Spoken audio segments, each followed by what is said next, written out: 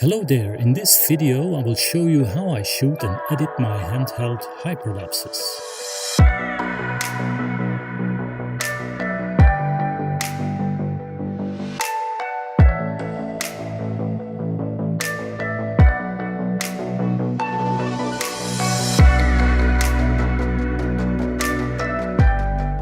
The last couple of weeks I have been experimenting on how to make a handheld hyperlapse video. I've learned a lot and I will point out my biggest mistakes so you will not have to make the same mistakes again. My name is Kurt and my channel is about helping you to take amazing pictures and create stunning, attractive videos. All I use to make handheld hyperlapses is my camera, my legs, a set of good shoulders and some time and patience, because in hyperlapses we are shooting every frame separately, what can take some time depending of course on the length of the video clip we want. If you don't know what a hyperlapse video is, let me state that it is basically a time-lapse where we add some camera movement. To start, I picked a building in the center of Lokeren as a first subject. On that building I have chosen an anchor point, which is a fixed point on the building that stays in the same position in the frame throughout the duration of the hyperlapse. I will use the grid function of the camera or one of the focus points that I can set in the viewfinder. To make a successful hyperlapse, it is important to check that the chosen anchor point will be visible the whole time you are making pictures. On a building, it is often easy to pick something like a sharp edge or the top of the building. Next, I need to decide what type of motion path I want to take. You can rotate around the building, walk away or towards the building. Whichever motion type you select, just make sure that the path is clear to walk and you can see the anchor point the whole way. I like to find some sort of line on the ground, like the edge of a sidewalk, but it is sometimes better to keep your path straight if possible. If you're in a crowded area, this may become a problem sometimes. The next step is to get the camera ready. I am shooting all the frames in RAW, so I have the possibility to make corrections in post. I set the camera to manual exposure control. When I am ready to start shooting, I will take a picture and start moving along the chosen path. Once I have started, I will keep shooting at a regular pace and timing. I'm spending roughly a couple of seconds for each image, and I'm taking one consistent step or distance on my planned motion path and prepare for the next shot. Remember to keep the anchor point in the same location in the frame, and from then on, it is rinse and repeat. I try to keep the camera as stable as possible throughout the duration of the shoot. For a 5-second video clip at 24 frames per second, I will need 120 shots. So here, I will try to make between 120 to 200 shots for this clip. When you have all your shots, it is time to head home and import the pictures on our laptop.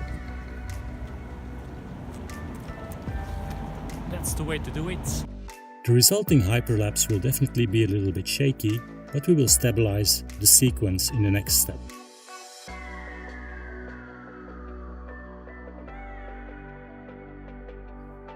On my computer, I import the pictures in Lightroom to get the footage organized.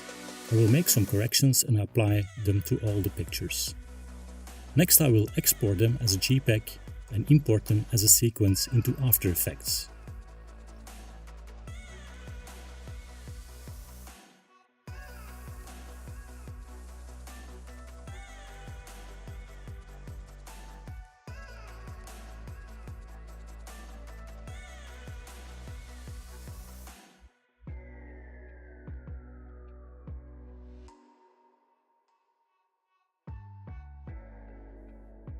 In After Effects, I will do some digital stabilization using the warp stabilizer effect.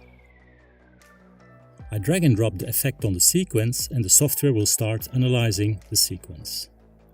I set smoothing to 10%.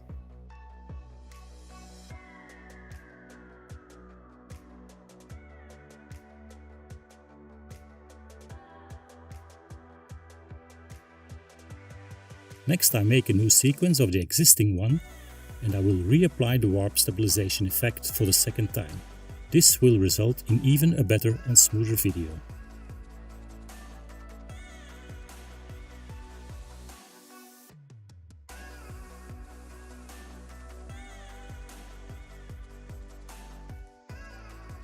Finally, I will export the video via media decoder to a YouTube format H.264 1080p. Before you grab your camera to go out and shoot a handheld hyperlapse, here are my 7 biggest lessons learned or mistakes I have made that I want to share with you so you don't have to make the same mistakes again. Number 1. Make sure that you always see the anchor point, because this may cause visible output errors in the warp stabilization effect.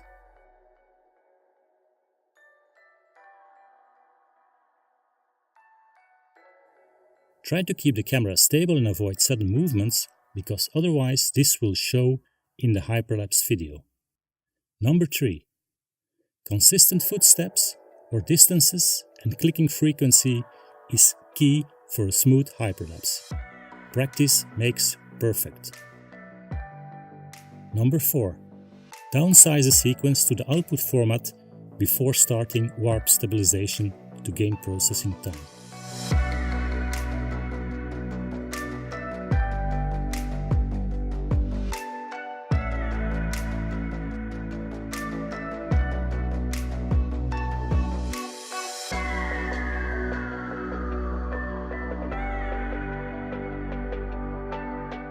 Number 5.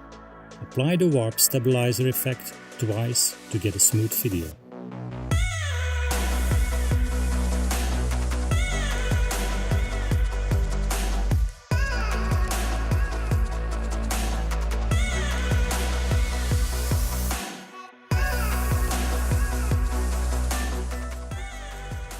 Number 6.